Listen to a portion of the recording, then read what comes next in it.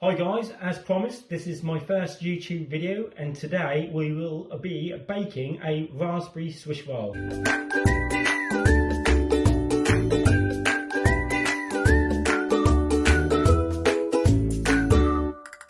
This is a cake traditionally rolled and filled with jam, cream, you name it, you fill it. Right, here we have 250 grams of raspberries, 250 grams of jam sugar.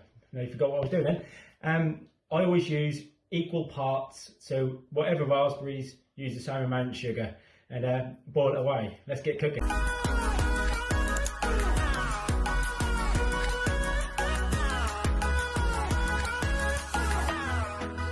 So in a saucepan here, we have the raspberries and we have the jam sugar. What I tend to do is, I tend to give it a little mix, get it all in. You're not going to destroy the strawberries like that. What you want to do is give them a little mash. There we go. My little words, mash and dash.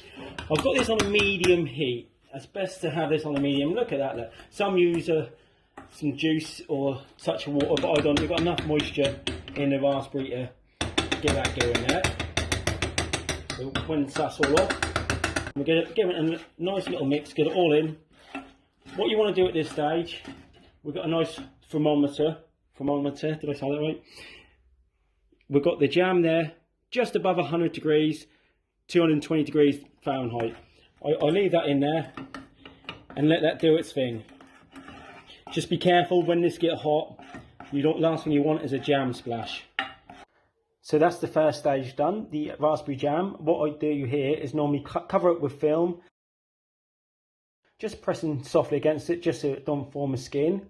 For those that hasn't got a thermometer, I timed it and it took about 4 minutes 30 from when the jam started to boil for when it was complete and the temperature was hit. So that's this bit done. We're flying through now. We'll let this cool for about an hour. While this is cooling, we'll make our sponge. Right, for the sponge, we have 100 grams of sulphate flour, 100 grams of caster sugar, 4 eggs, and a 9 by 13 baking tray lined with some grease-proof paper.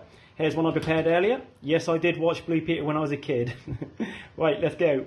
I'm using a stand mixer here. You can use any sort of mixing bowl. It's just a lot easier, so why not take advantage of it. What we've got in my stand mixer here is the eggs and the caster sugar, and we want to whisk this until the egg mixture is doubled in size and you've got a ribbon-like trail. I'll show you when it's done. So we turn on a small setting first. I'll turn the plug on, might help. There we are. You want to make sure that sugar is fully dissolved before you kind of whack it up. There we go. Now we've done all the hard work, the last thing we want to do is ruin it now. So don't over whisk this part. What we've got, we'll add the flour straight in.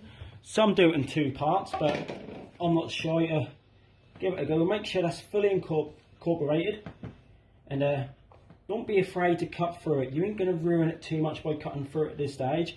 But what you want to do is make sure, as you can see, that flour is fully mixed in. Got a nice action there. What you want to do now is pour that into the tray.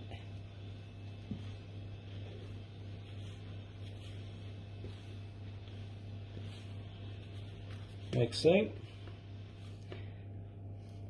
Leave this out. I've preset the oven to 160 degrees.